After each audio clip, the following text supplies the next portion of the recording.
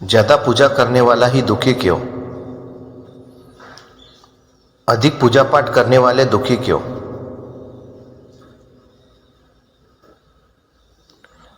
बहुत बार ऐसा देखने को मिलता है कि जो ज्यादा भगवान की पूजा पाठ करता है वही सबसे ज्यादा दुखी होता है, जबकि कोई नास्तिक आदमी जो भगवान को नहीं मानता, कभी पूजा पाठ नहीं करता, कभी संतों का संग नहीं करता, वह सबसे ज़्यादा सुखी जीवन जीता है।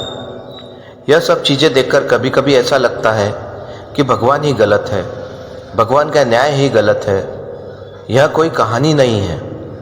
ऐसा हर किसी के साथ होता है। चलिए आज मैं आपको इसके पीछे का कारण बता देता हूँ। आखिर क्यों भगवान को मानने वाला व्यक्ति सबसे ज़्यादा दुखी होता है? ज़्यादा पूजा पाठ करने वाला दुखी क्यों? एक गुरु के दो चेले थे। दोनों ही पढ़े लिखे विद्वान थे।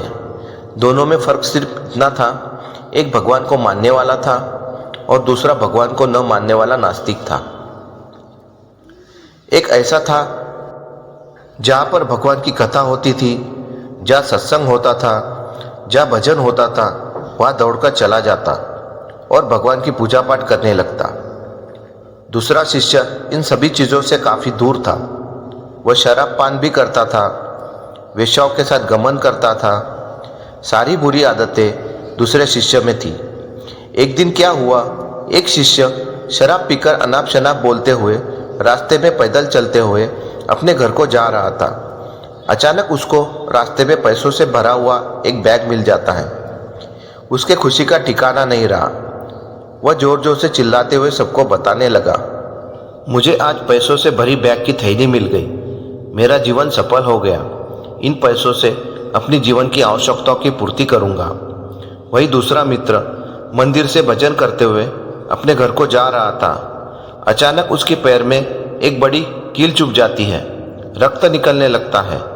ठीक उसी समय भी वह पहला शिष्य पहुंचता है और हंसते हुए उसको बोलने लगता है, क्या तुम ही हो ना जो सबसे ज़्यादा पूजा पाठ करते हो, भगवान का भजन करते हो? क्या दिया तुम्हारे भगवान ने तुम्हें?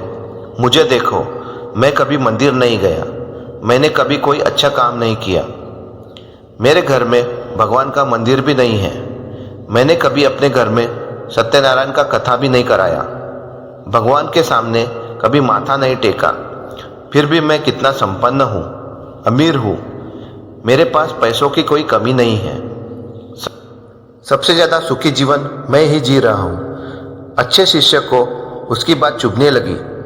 उसने मन ही मन विचार किया, हाँ यह तो सच बोल रहा है, मैं कितना पूजा करता हूँ, मैं कितना भगवान को याद करता हूँ, फिर भी मैं कितना दुखी हूँ, और वह कुछ नहीं करता फिर भी कितना सुखी है।